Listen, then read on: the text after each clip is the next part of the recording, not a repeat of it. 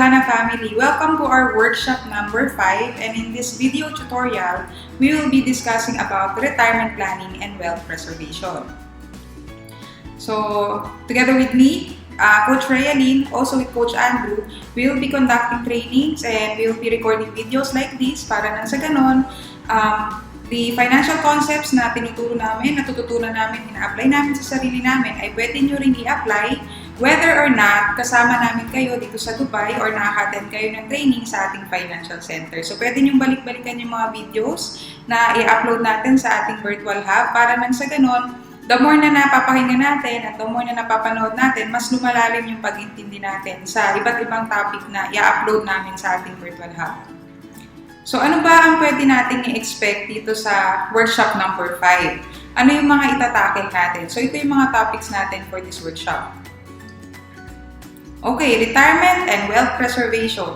Unang-una, what sources of income will you have for retirement? So, parang medyo confusing siya, no? Kasi retirement, so bakit ka nag-iisip ng source of income? The reason kung bakit kailangan nating siguraduhin na tuloy-tuloy yung source of income natin even during retirement years is because may mga expenses tayo na kahit retired na tayo, dala pa rin natin yan during retirement years. Say, for example, pagkain. Diba? Nung nagtatrabaho ka or habang nagtatrabaho ka, dala natin yung expense na yan. Pero during the time na retired na tayo, kailangan pa rin natin kumain, di ba? So, dapat alam natin saan natin kunin yung pambili ng food natin, pangbili natin or pambayad natin ng rent, pambili natin ng gamot just in case magkasakit, you know, yung mga basic expenses natin. So, how retirement plans work? Paano ba magbuo ng retirement plan? So, i-discuss natin yan with this training. What is your plan or what is my plan for long-term care? So, pag-prepare pala ng retirement, no? Isa sa pinaka-kailangan natin consider is also yung long-term healthcare natin. So, in this training, madidiscuss natin yan bakit at kung paano natin siya paghahandaan. So, does long-term care cover all my costs? And then, estate planning, we have to realize, hindi lang yan para sa mga mayaman. All of us, kailangan natin yung matutunan and thankful to IMG na kung ano yung mga naintindihan of the wealthy people before about estate planning because of trainings like this and our financial concept, kayang-kaya na siyang maintindihan even middle-class people, even the people na hindi pa wealthy like us, di ba? Pero lahat naman tayo yung gusto nating ma-achieve. Okay, good news. Oh, let's start the training with the good news. Ano yung good news na yun? The good news is most people will live longer. So, according to statistics, mas marami or mas mataas yung population of the people living right now will live longer. Kumbaga, mahaba ang buhay. So, kung titignan natin sa statistics, an average American life of an American, average American life expectancy is, para sa mga lalaki, 86 and for women, 88 years old. Tignan naman natin sa Pilipinas. People live longer today. In the Philippines, ito yung life expectancy. 2017, at least 70 years old. 2018, 71. 2019, 71.16. And 2020, 71.28. Average Filipino life expectancy as of 2020 for men is 66 and for women is 72. So if you notice, no, habang tumatagal, mas tumataas yung life expectancy. Bakit? Isa sa possible reason dyan is this. Maybe may mga sakit noong 2017 na at that time wala pang gamot. Pero, ngayong 2020, yung mga sakit na yon, may mga na-discover na gamot, maybe na-develop na yung technology para matulungan yung mga tao na nagkakasakit na ma-cure yung illness na yon. That's why mas humahaba yung life expectancy ng tao, specifically for this statistics, humahaba ang life expectancy ng Pilipino.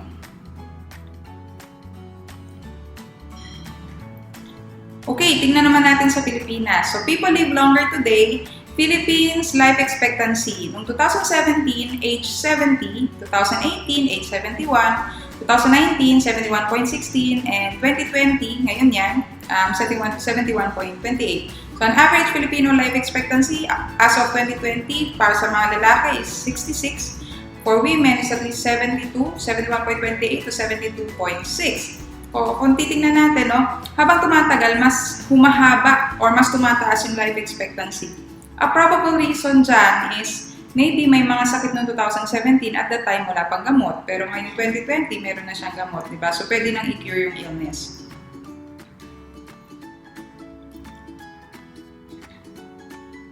Okay, people live longer today. This is the bad news. Kanina pinakita ko yung good news. Tingnan naman natin, ano yung bad news? Ano yung bad news? Most people are not saving enough for their retirement.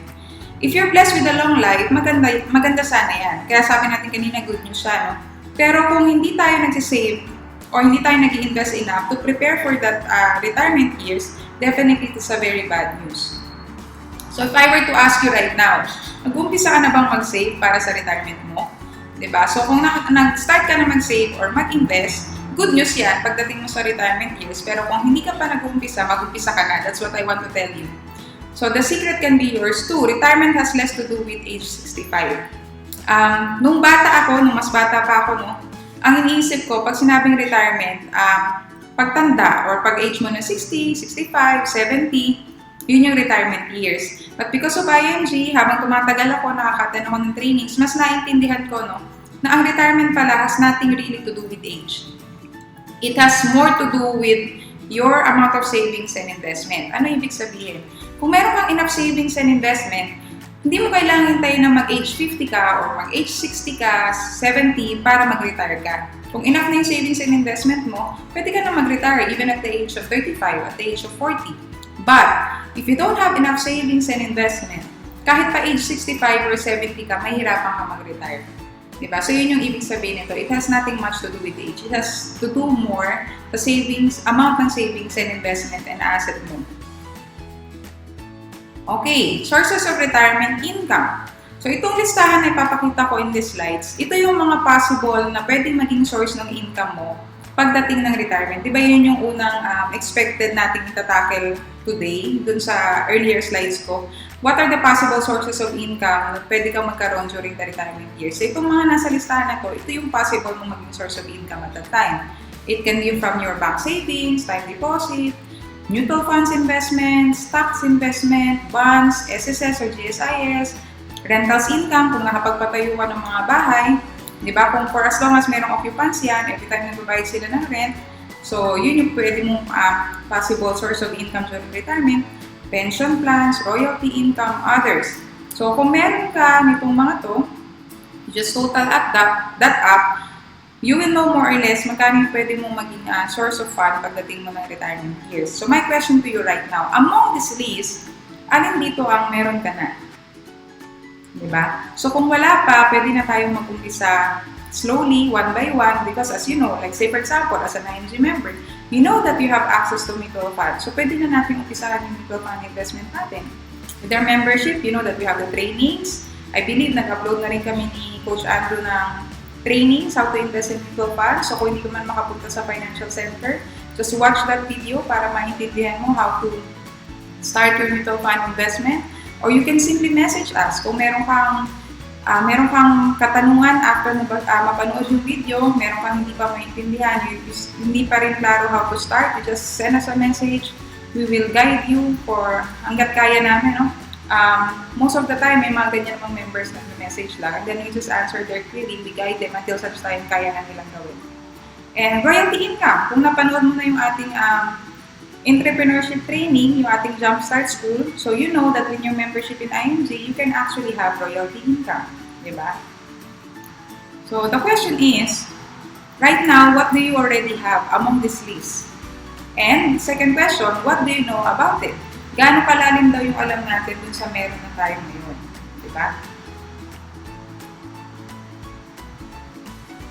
So what sources of income you have?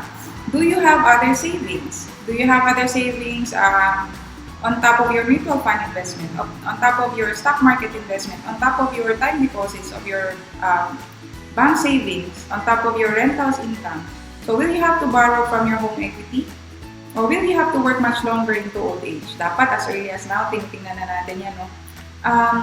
Yung iniipon ko ba ngayon, o yung sinisave ko ba ngayon, o yung binibuild up ko bang wealth ngayon, enough siya para i-sustain yung needs ko during old age? Or dadating ako sa point na kahit ayoko na magtrabaho, kaya kung bumalik sa pagtatrabaho, even if matanda na ako, syempre ayaw natin yan.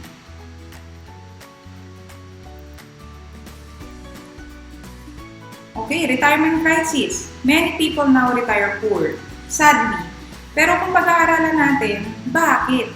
Many people now retire poor kasi kung babalikan natin yung unang slide, nabanggit na to sa unang slide eh. The reason why many people are retiring poor is because there are also many people who are not saving for their retirement. Diba? Napakasimple lang naman sagutin itong tanong na to eh. Maraming tao ang nagre-retire ng mahirap kasi hindi sila nag-iipon para sa retirement nila. Kaya ang pinaka-importanting tanong na pwede mong tanong sa sarili mo right now, nag-iipon ka na ba or nagtatabi ka na ba ng pera para sa retirement mo? Kung hindi pa, dapat umpisahan mo yan. Okay, how much do you need? So, it's one thing na alam natin na kailangan pala natin ng retirement fund. Pero, kailangan natin din malaman how much is enough. Diba? Kasi baka mamaya nag-iipon tayo pero yun naman pala, hindi naman pala enough yung tinatabi natin. So, this is the very precise and very accurate formula para alam natin exactly magkano ba ang enough na retirement fund para sa akin. So, it's recommended you have 20 times of your current income for retirement. So, if you make 200,000 per year, so that's 200,000 times 20, ibig sabihin, 20 million yung enough na retirement fund for you. Saan ang galing yung 200,000? That is your annual income. Siyempre, magkakaiba tayo dyan. Para malaman mo yung annual income mo, kunin mo yung monthly salary mo o yung income mo, multiply that by 12, kasi 12 months, diba? So, monthly income times 12, malalaman mo magkano yung annual income mo. In this case, 200,000 yan. Kung magkano yung lumabas na annual income mo, multiply that by 20. Kung ano yung maging sagot, yun yung enough na retirement fund na dapat buuhin mo para pagdating ng retirement mo, komportable ka. Okay? So, self-security instead of social security. Ibig sabihin, hindi naman namin sinasabi na i-stop natin yung paghulog natin sa SSS, sa pag-ibig, GSIS. Eventually, makakatulong din naman yan. But the question is, enough ba yung magiging pension natin dun sa inuhulog natin sa social security services? Hindi, di ba? So, mas maganda, dagdagan natin ang mutual fund investment, stock market investment, para nang sa ganun, kulangin man yung maipoprovide na SSS, GSIS, or pag-ibig in the future, meron tayong hinanda na tayo mismo, di ba sabi, self-security, tayo mismo yung nagtabi using this formula. So, alam natin, sigurado tayo na hindi gigipitin or sakto yung tinabi natin for our future retirement needs. Okay, saving for retirement. Ito na tayo, retirement plan na tayo. So, there are two types, no? Defined benefit plan or traditional pension. Yan yung hinuhulog natin.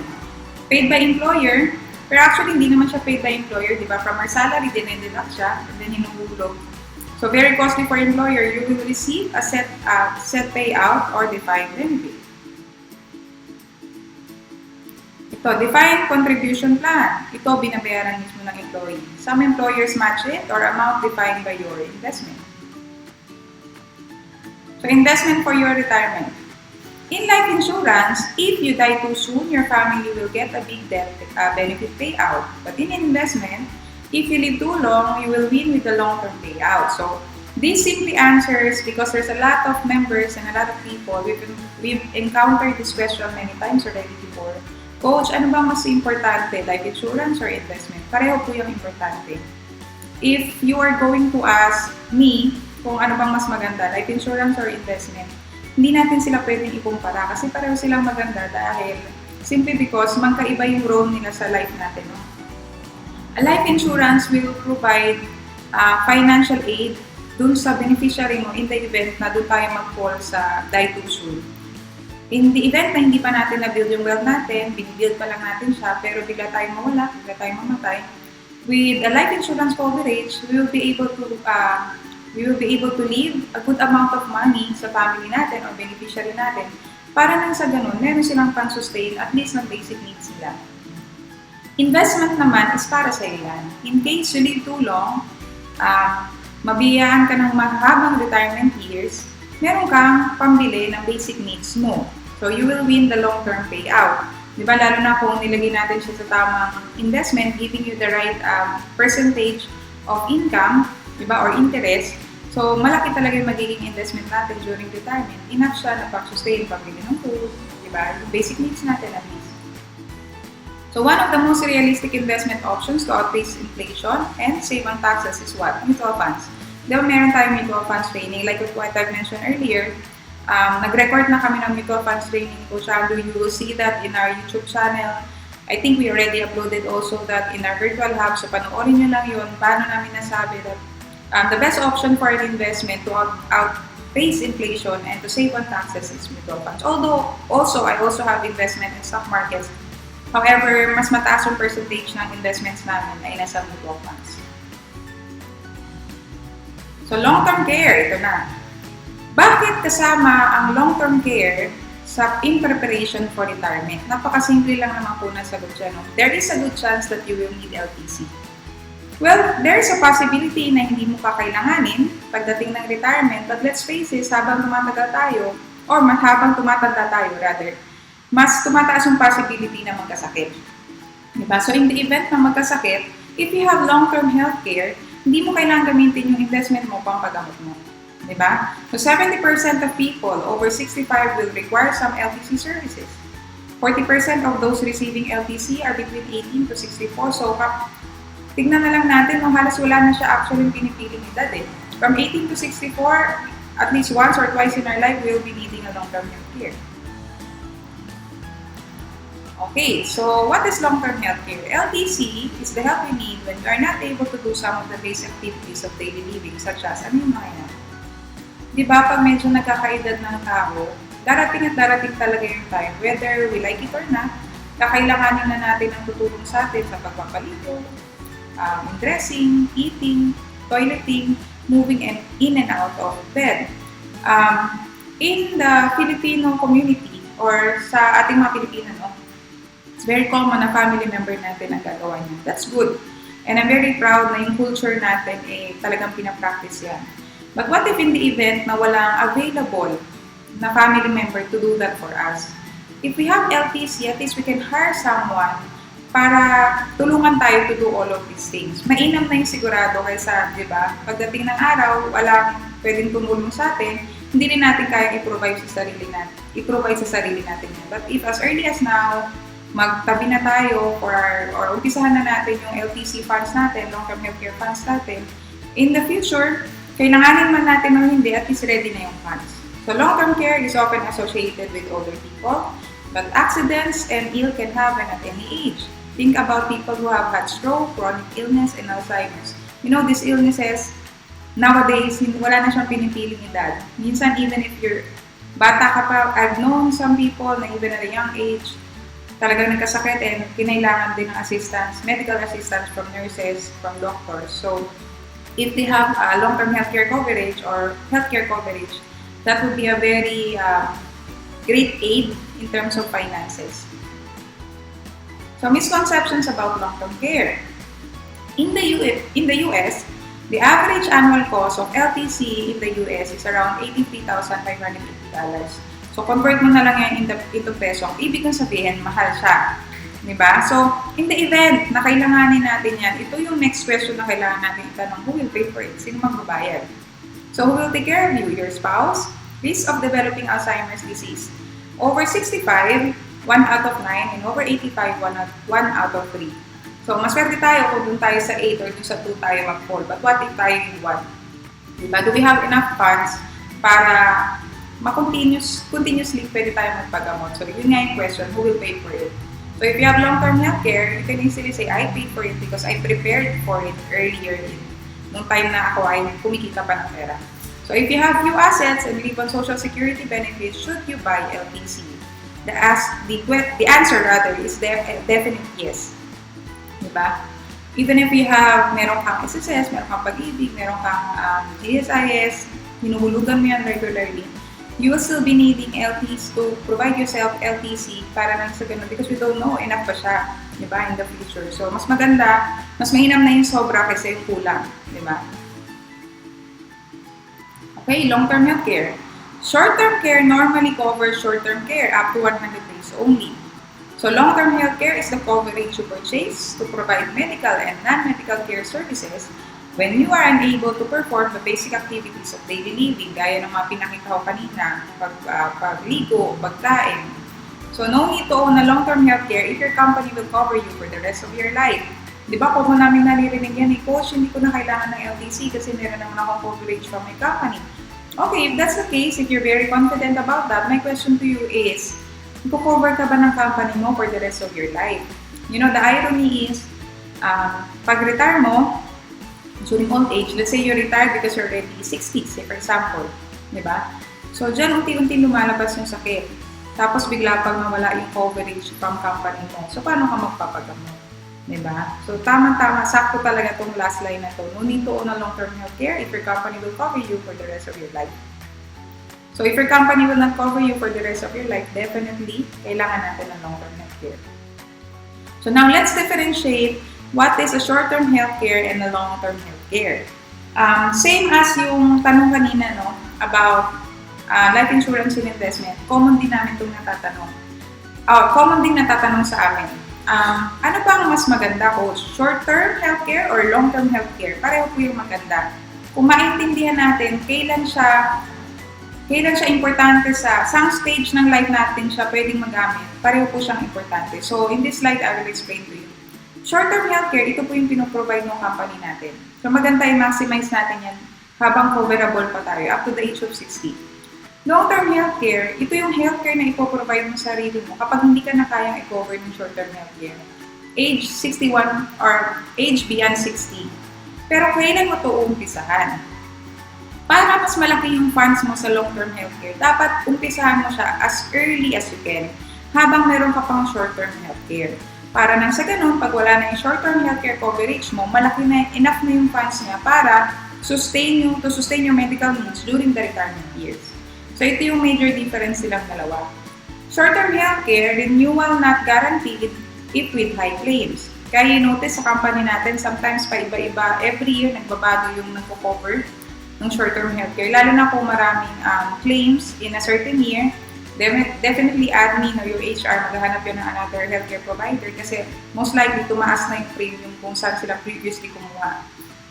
I know because I work as an admin for 4 years. And then, long-term healthcare, renewal is guaranteed. Once approved yan on the first year, hindi mo na kailangang i-renew every year.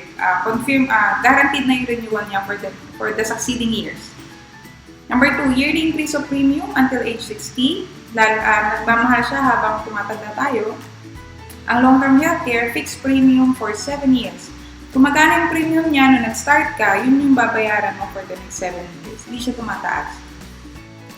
Short-term healthcare, generally no insurance coverage. Some provide insurance but very low coverage. So short-term healthcare, talagang healthcare coverage lang siya. Wala siyang life insurance na included. Long-term healthcare, meron siyang 4-way insurance coverage up to the long-term healthcare plan. So, meron siyang term life insurance, meron siyang accidental death and dismemberment, meron siyang waiver of installment due to death, waiver of installment due to permanent and total disability. Sa short-term healthcare, no accumulation of unused health funds. Sa long-term healthcare, all unused health fund accumulates with interest. Sa short-term healthcare, no return of premiums for non-utilization. Sa long-term healthcare, all unused health fund accumulates with interest, di ba? Sa short-term healthcare, pag di mo ito nagamit this year, hindi siya pwedeng i-carry over for the following year. Ang long-term healthcare, kapag hindi mo siya nagamit every year, nadadagdag yun sa fund mo with interest.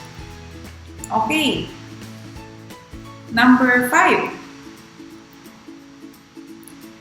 Number 5, no return of premiums for non-utilization sa short-term healthcare. Sa long-term healthcare, with return of premiums up to 85% ng contract price for non-utilization during the paying period. Diba? Kung hindi mo siya nagamit within 7 years yung paying period, 85% of the contract price ay ibabalik po sa atin as cash during the maturity period.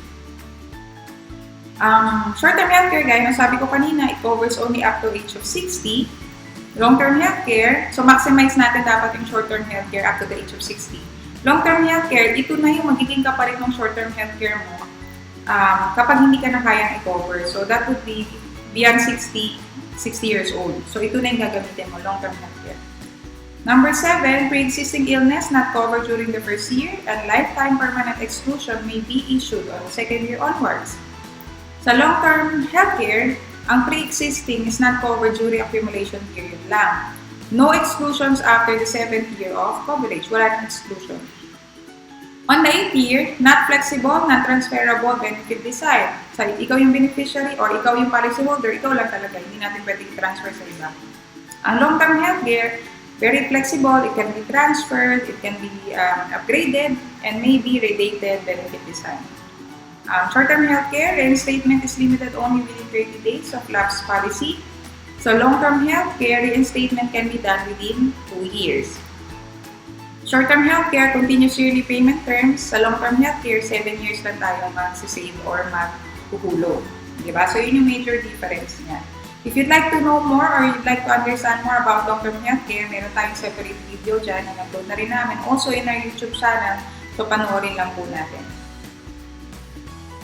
So, retiring healthcare costs more than you think. Diba? Ilang beses ko na rin nabanggit and it's very obvious. We all know this. Habang tumatanda tayo, mas nagmamahal yung medical expenses natin. So, do you still need the same amount? Ayan, rethinking your house. Isa siya sa magandang strategy, no? Para mas malaki yung maging retirement fund natin. So, rethinking your house. Do you still need the same amount of space? Moving to a new smaller place may offer advantages. Halimbawa, during the time na up to the age of 40, siyempre may anak tayo, say for example, kailangan natin ng mas malaking bahay, diba? So, if you have 3 kids, so probably yung kwarto nyo mag-asawa, plus 3 rooms para tigi-tigi sa yung anak natin. But a day will come, graduate yung anak nyo, magkakatrabaho sila, may pililipat sila sa ibang lugar, magkakaroon ng sarili pamilya, so they will move out of the house. So, you and your spouse will be left with your room and then 3 empty bedrooms. So, ano gagawin mo dun, diba? So, this is the time when maybe you can reconsider or consider buying or moving to a smaller house. Ano yung mga advantages should you do that? First of all, easier for upkeep and lower maintenance costs. Obviously, kung mas maliit ang bahay, mas madaling i-maintain.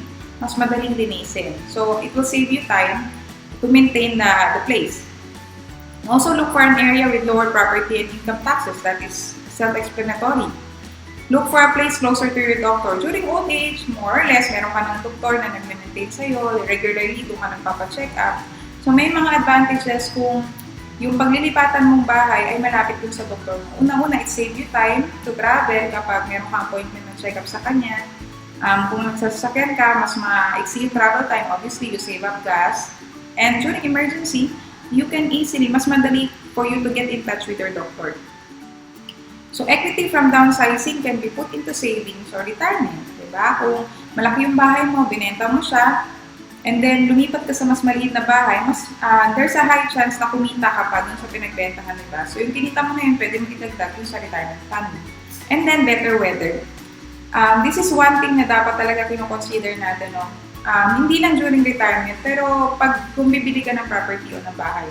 Bakit? This is very obvious. Kung maganda yung weather dun sa area, unang-una, ligtas yung property mo from mga disasters, di ba? Kasi can you imagine kung yung nalipatan ng bahay ay daanan ng bagyo.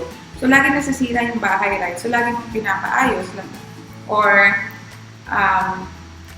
yung daanan ng lindol, di ba? Ganun din, same reason. Lagi mong ipapaayos, plus your safety as well. So, ito yung mga bagay na kailangan natin tinitingnan if you'd like to downsize ng bahay during retirement. Ayan, estate planning na tayo. Estate planning is a process of determining the distribution of your assets upon your death.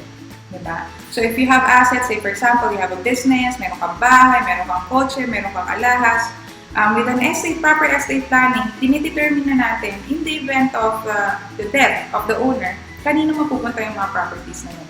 But also, estate planning also covers the management of your professional affairs in the event of incapacity. Kahit pala hindi namatay kung sino may-ari ng properties, bigla lang siyang naging incapable of making such decisions. So with the proper estate planning, he or she can appoint someone who can do those decisions on his or her behalf, or pwedeng meron na siyang desisyon pero pwede niya ipagkatiwala dun sa tao na yun para ma-carry over kung ano may mga decision niya. So, everyone has an estate. That includes you, that includes me, lahat tayo may estate. So, your estate is everything you own minus your debt. Ano ba yung mga bagay na yun that you own? I'll give you a list of those.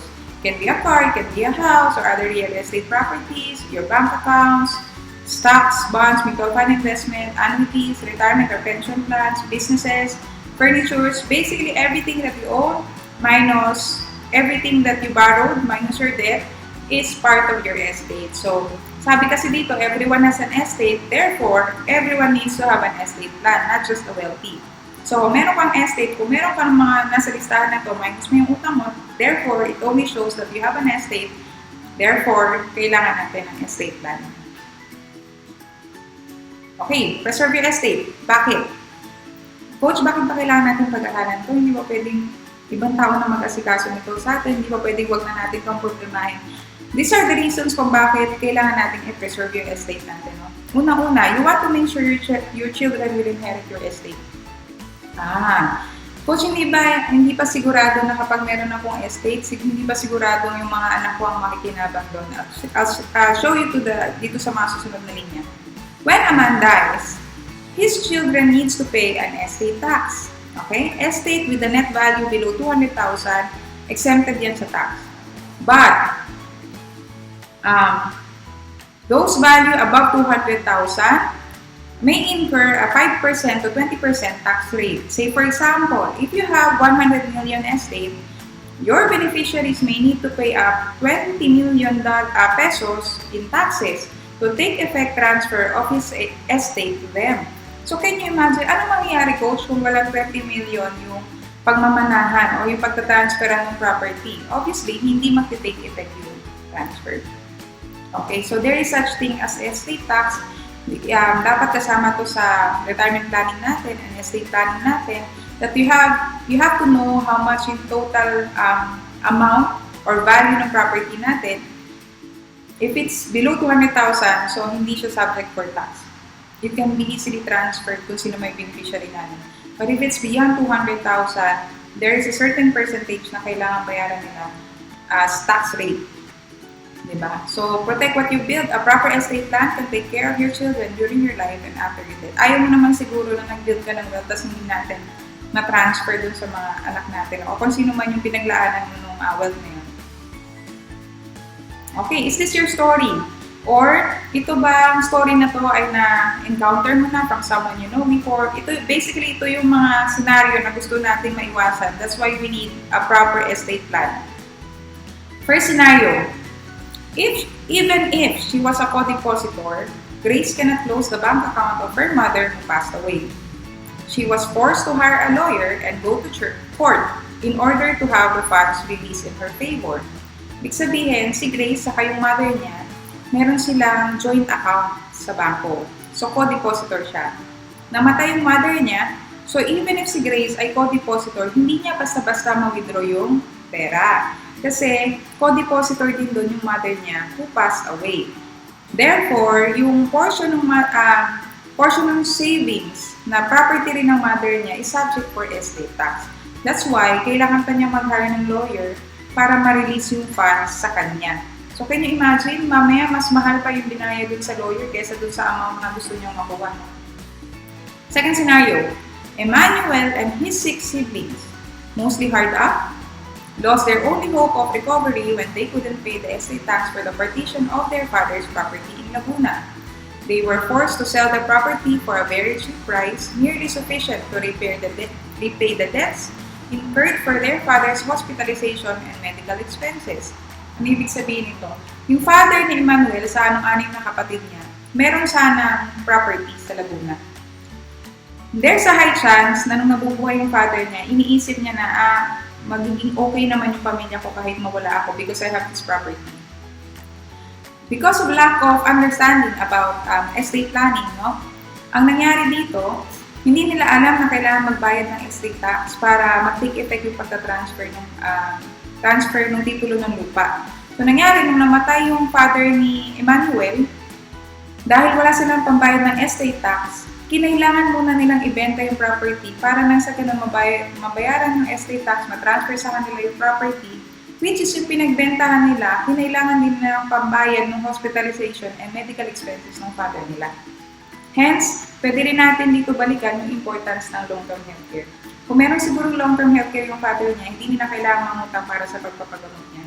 kung meron sana silang enough na napaghandaan sana yung estate tax, meron silang enough na pera na pambayad ng estate tax, sana sila mismo yung nakinabang yung sa lupa na naiwan ng tatay nila. Diba? And then last, Leandro died without leaving a will.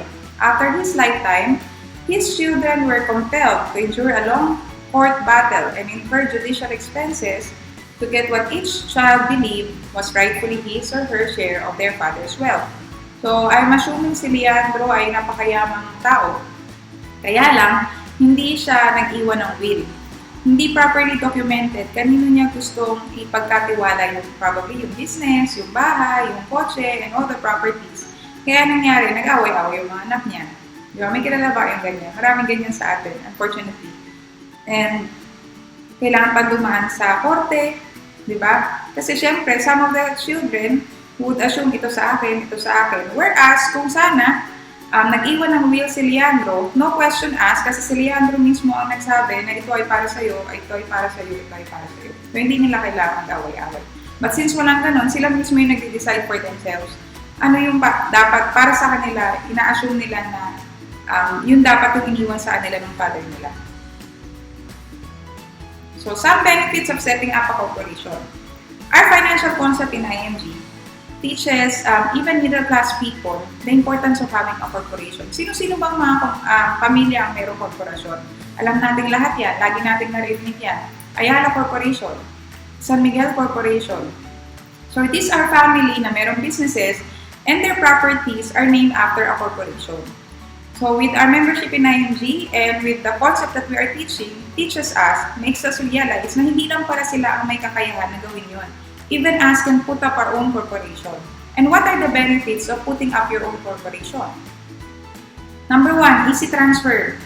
While you can't live forever, or a corporation can. Bakit? Kasi hindi naman namamatay ang korporasyon, di ba? So despite the death of a stockholder of our corporation, the corporation's existence remains. It can easily transfer the corporation's asset through a simple board resolution. Number two, protect of assets. Stockholders of a corporation enjoy a personality separate and distinct from a corporation. Creditors cannot pursue a stockholder's personal possession to pay off debt incurred by the corporation. And then lastly, it gains tax breaks. Corporations have tax advantages. It may own in its name properties, bank accounts, and investment. There is no need to pay estate tax or capital gain tax when assets are transferred or sold from its name. O, diba? So, from these three benefits alone, kung talagang iintindihin lang natin, i-maximize natin yung benefit natin ng IMG, pwede natin, we can acquire assets that can be easily transferred, we can even protect our assets by having a corporation, and we can even maximize gain tax breaks. Okay, as we all know, ito po ang ating, as of now, 2020, no? Kasi lagi po nadadagdagan ng benefits natin sa IMG. Right now, we already have 30 benefits. And ang pang-11 sa benefits na yan is ito, asset preservation services. And as an IMG member, you get or you gain discounts with this benefit up to at least 100,000 or more. So in the next slide, I will show you bakit ganun kalaki yung nagiging discount. Okay. So APS by IMAX offers you a better solution. Set up a corporation that will handle the preservation, transfer, or sale of your assets, minus the hassle of doing it on your own and paying for costly attorney's fees. So with your IMG memberships, IMAX will help us set up our corporation because even ako personally, I don't know how to set up my own corporation. But because of IMG, I am confident na kaya ko mag-put up ng corporation with the help of IMAX. So, APS by IMAX will help you set up your corporation. If you are not a business owner, you probably do not know how to set up a corporation.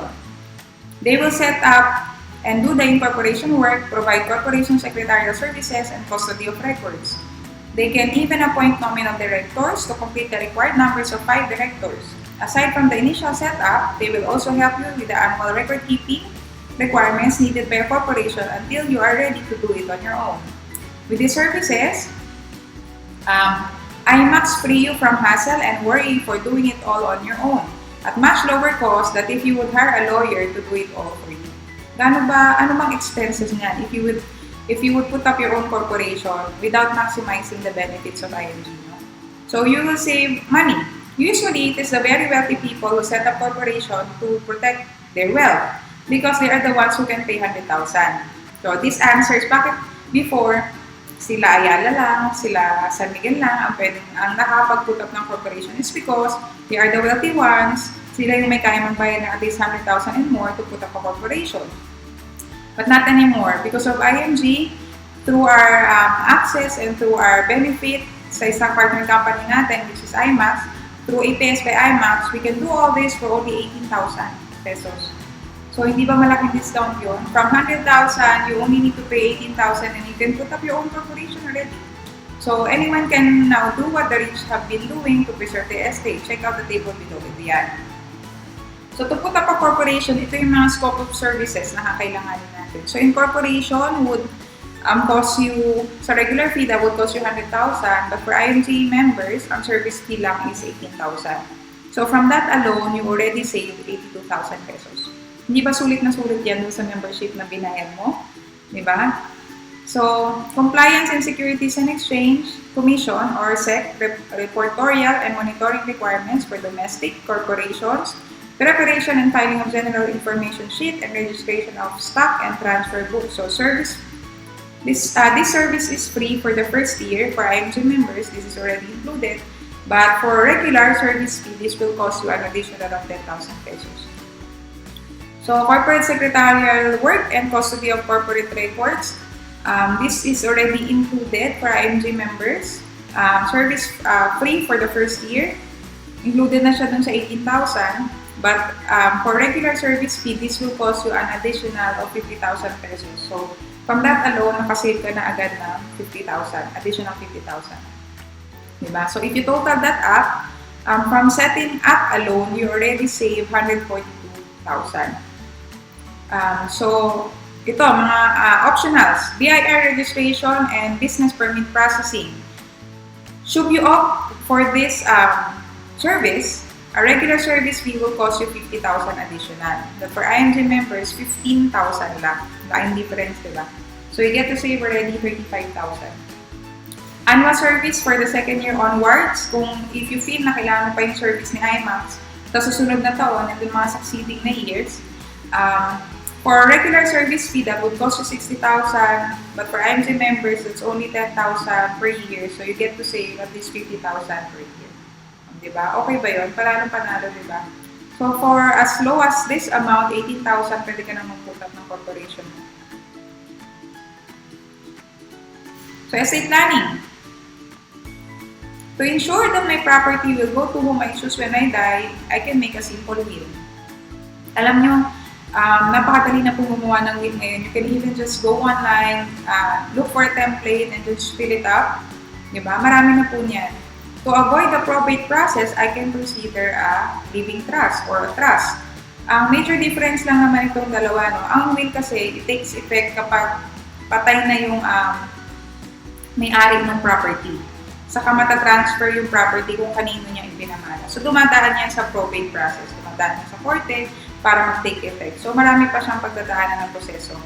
As to compare to a living trust, nag-take effect siya immediately. Kaya, yung sabi dito, to avoid the probate process, I can consider yung living trust. Living trust is, the moment you ginawa mo yung living trust, kahit buhay ka pa, nag-take effect agad yung transfer dun sa pinagpamanahan mo.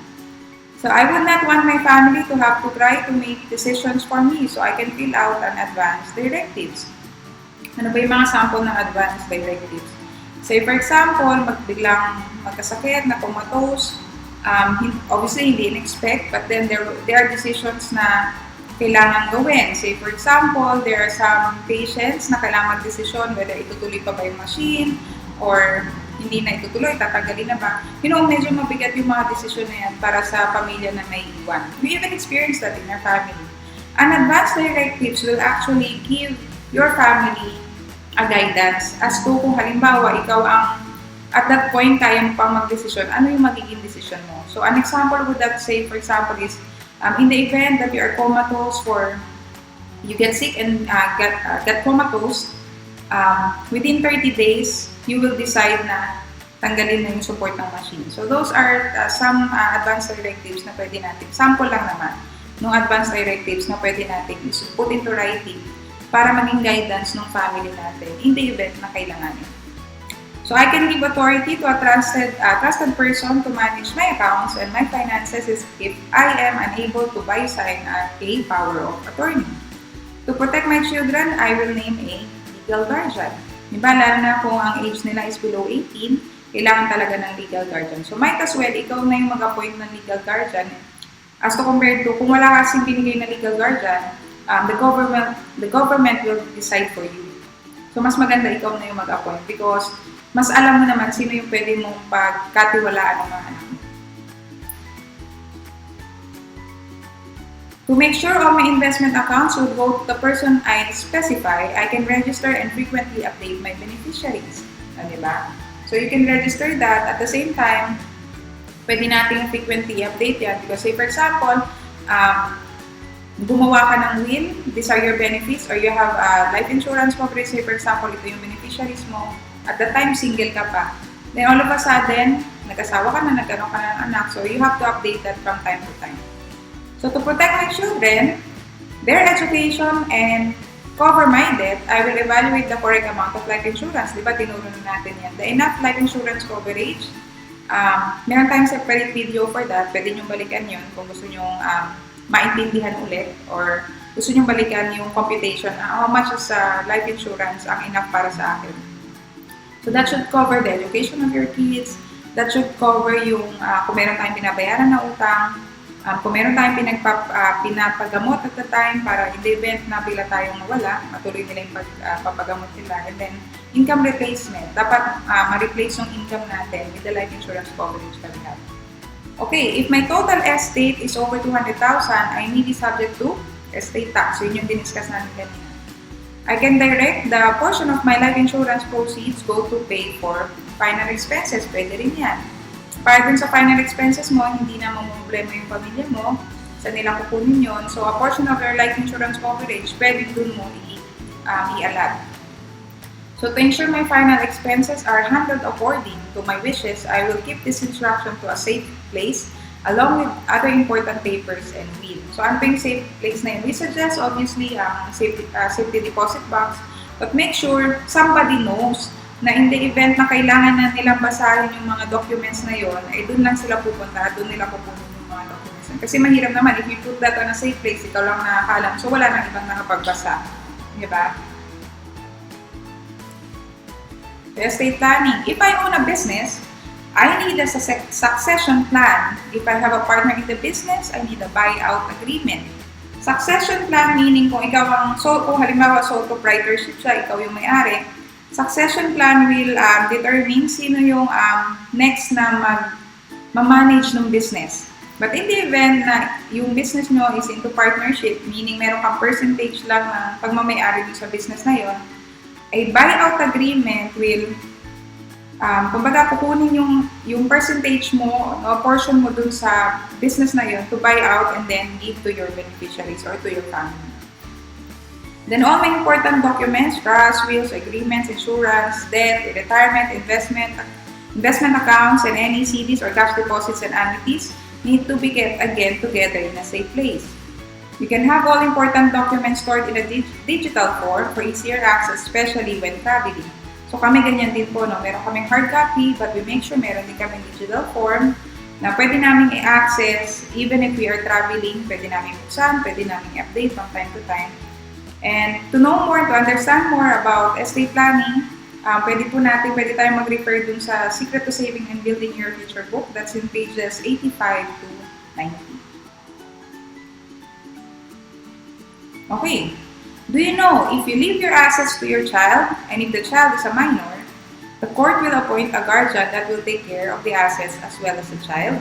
Kaya sabi kanina, di ba, mas maganda ikaw na mag-appoint ng legal guardian kaysa yung government pang mag-decide for you. And the child will get all inheritance when he or she reaches legal age. That is age of 18. So if you don't have a plan, the government has one for you and may not like it. Baka yung i-appoint ng tao is not a person that you would actually decide na siya yung maging legal guardian kung ikaw ang magdidesisyon.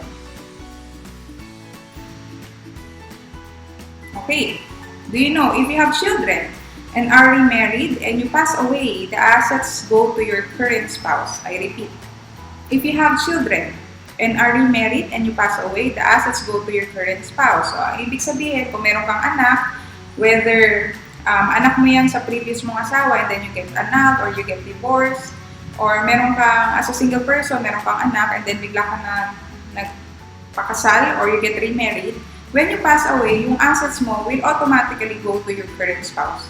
Okay?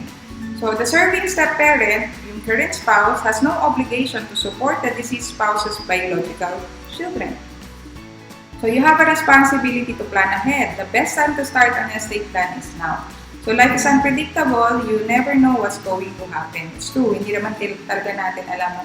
Kung gusto natin na meron tayong iwan dun sa anak natin na yun, kung sino man yung may iwan, no? At hindi lahat mapunta dun sa, kung i-alat natin properly, mas maganda is properly written. So you should have ready the following: power of attorney, healthcare directives, last will and testament, child travel consent or child medical consent if you travel with a minor whom you are not parent of or share joint custody of, just in case kailangan. So at least these 4 things, meron ka in hard copy form and in soft copy form, ready to be a reference anytime na kailangan siya. Okay? So peace of mind. If you have a plan in place, one with instructions that will protect your family, it will give you some peace of mind. This is one of the most thoughtful and considerate things you can do for yourself and for your loved ones. Can you imagine, ilang taon ka nagtrabaho abroad, ang dami mong pinundag, tapos all of a sudden, hindi family mo ang makikinabang doon. Siyempre, ayaw natin yan. So, saving your future. Are you worried about your future or are you ready to take charge of your future?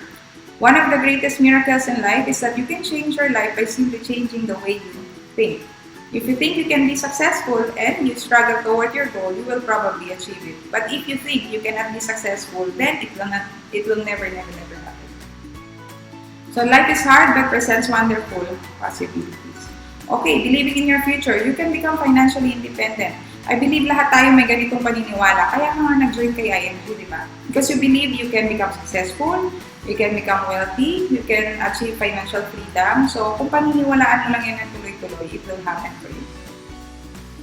So review na lang tayo, ha? Have a plan for action. Alam naman natin the importance of increasing your cash flow, make more money while you can, when you can, while you can, have multiple sources of income, never rely on a single source of income, and then we can help you do it in the financial industry. Again, balikan natin yung Jumpstart School para mas maintindihan natin how we can achieve this through your membership in IMG with the entrepreneurship program. Number 2, spend less, save more, discipline. So, rebalance your budget and get more savings. Habang tumataas yung income mo, habang tumataas yung cash flow mo, dapat ang tumataas sa'yo yung savings and investment mo, hindi yung expenses mo. Okay, reduce your debt and liabilities. You can become debt-free. Very possible naman yan. Number 4, understand how money works. Become your own money manager. And number 5, have a clear financial goal. Build a solid financial foundation. Number 6, have a life of purpose. Build a legacy. Diba yung campaign natin ng 10M 2025, if we take part of that campaign, legacy yun eh. You can easily tell your friends, your kids na, you know, I was part of this campaign. Tumulong ako para makapag-educate, financially educate ng at least 10 million Filipino families by 2025. Number 7, embrace change and expect success. Change your habit, expect to win, get up, get out, build the world, see the world, and of course, enjoy the process. Have fun. According nga sa ating head coach, no, Mr. Swan Nguyen, according sa kanya, find something you believe in and put your life to work for it. I can say that with my membership in IMG, when I came across the company, this is where I found something that I believe in. I found the need to educate a lot of Filipino families, and nakita ko sa IMG that I can do that. In my small little way, pwede ako makatulong para mas maraming Filipino ang makaintindi how to become wealthy, how to fix their finances. That's why, sabi dito, diba, find something you believe in. I believe in that advocacy, and so I put my life to work on it. Every single day with our regular trainings here in IMG Dubai, with video tutorials like this. Na-enjoy ko yung proseso. I'm happy that I'm part of that campaign. And so, I hope na kasama namin kayo dun sa campaign na yun. And I hope also na nagbe-benefit kayo dun sa campaign na yun. Okay, so that's the end of our workshop number 5, Retirement Planning and Wealth Preservation. I hope that with this video training, nadagdagan yung kaalaman natin how to handle our finances. So, tuloy-tuloy lang po tayo sa pag-aaral, but more importantly, tuloy-tuloy po tayo sa pag-a-apply ng natututunan natin. So, I'm happy that you learned something, and God bless everyone. See you on our next video tutorial.